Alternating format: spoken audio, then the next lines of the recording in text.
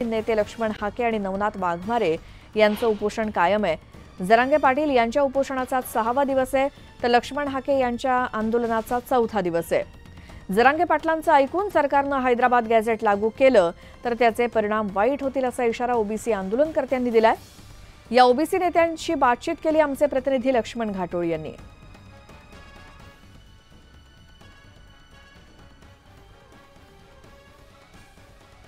थेट जाऊयात, आमचे प्रतिनिधी लक्ष्मण घाटोळ आपल्या सोबत वडीगोद्रीतून जोडले गेलेत। लक्ष्मण, ज्या वेळेला तुम्ही या आंदोलकांना भेटलात, ओबीसी आंदोलकांना काय म्हणणं आहे त्यांचं, काय तिकडची सगळी परिस्थिती सांगाल? वडीगोद्री या चौकामध्ये आपण उभे आहोत। काल ज्या चौकामध्ये मराठा आंदोलक आणि ओबीसी आंदोलक एकत्र आलेले होते त्या चौकामध्ये आपण आहोत आणि त्या चौकामध्ये आता आपण पोलिसांचा बंदोबस्त दृश्यांमध्ये बघतोय। खरं तर अंतरवाली सराटी कडे जाणारा जो रस्ता आहे तो देखील आता पोलिसांनी या मार्गे बंद केलेला आहे, कारण ओबीसी आंदोलक आणि मराठा आंदोलक जे आहे ते आमने सामने आलेले होते ज्या चौकामध्ये, त्या वडीगोद्री चौकामध्ये आपण आहोत आणि त्या ठिकाणी अशा पद्धतीनं पोलिसांचा जो बंदोबस्त आहे तो वाढवण्यात आलेला आहे। राज्य राखीव पोलीस दलाची एक तुकडी जी आहे ती या संपूर्ण परिसरामध्ये तैनात करण्यात आलेली आहे।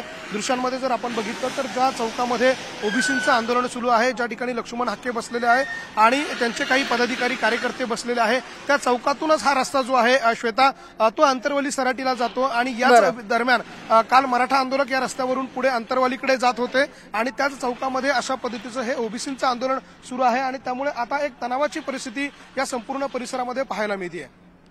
बिलकुल लक्ष्मण, या सगळ्या माहितीसाठी धन्यवाद आणि आजच्या दिवसभरात तिथं काय काय घडतंय या सगळ्याचे अपडेट आम्ही तुमच्याकडनं जाणून घेऊ। अंतरवाली सराटी आणि वडीगोद्री या दोन्ही ठिकाणी एकीकडे ओबीसी आंदोलनकर्ते आहेत, दुसरीकडे मराठा आंदोलनकर्ते आहेत।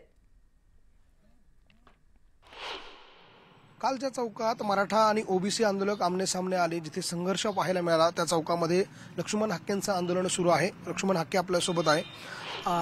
नेमकं हा चौकच आपण का निवडला, जिकडे खरं तर अंतरवाली सराटीला जाण्याचा मार्ग आहे आणि त्या चौकात आपलं आंदोलन सुरू आहे? नेमकं काय उद्देश घेऊन आपण हा चौक निवडला होता? आम्ही गेले आंदोलन पण इथंच केलेलं होतं, फक्त दिशा चेंज आहे। त्यामुळं आम्ही सनदशीर मार्गाने आम्ही उपोषण करतोय, आम्ही थोडं गुंडागर्दी करतोय, आम्ही थोडं शिवीगाळ करतोय, आम्ही थोडी दहशत माजवतोय, उपोषणाला बसलोय। त्यामुळं त्यांना काहीतरी आम्ही तिथं जाऊन घोषणा दिलेत, तिथं काहीतरी त्यांना विरोध केलाय असं काहीच नाही ना। पण त्यांच्याच माणसांनी ज्यावेळी आमच्या मंडपासमोर येऊन घोषणा दिल्या त्यावेळी प्रति घोषणा आणि अर्वाच्य भाषेत कोण बोलत असेल तर प्रसाद सुद्धा मिळतो। हे सगळं जर थांबवायचं असेल महाराष्ट्राच्या समोर तर काय करायला पाहिजे सरकारने असं आपल्याला वाटतं?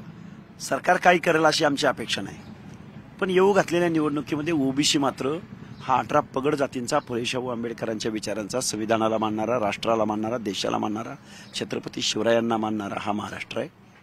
आजपर्यंत या पुढाऱ्यांनी हा जो लोकशाहीचा स्वयंपाक आहे हा फक्त पावण्या रावळ्यांना वाढलाय आणि पावण्या रावळ्याच्या बाहेर महाराष्ट्र आहे। मराठ्यांव्यतिरिक्त महाराष्ट्रात इतर लोक राहतात। हे आम्ही महाराष्ट्राला, ही क्रांतीची सुरुवात आहे, बंडाची सुरुवात आहे। हे बंड महाराष्ट्राच्या सामान्य जनतेचं बंड आहे। कधीपर्यंत हे आंदोलन तुमचं सुरू राहणार? काय मागण्या तुमच्या शेवटच्या असणार आहे? बघा, ओबीसींच्या प्रश्नासाठी आम्ही प्राण गेला तरी बेहतर, आमचं आंदोलन चालू राहील। आपण बघतोय लक्ष्मण हाके होते, आपल्यासोबत नवनाथ वाघमारे देखील आहे। काल या चौकामध्ये मराठा आंदोलक आणि ओबीसी आंदोलक आमने सामने आली, अशी काय परिस्थिती निर्माण झाली होती की समोरासमोर येण्याची वेळ आली?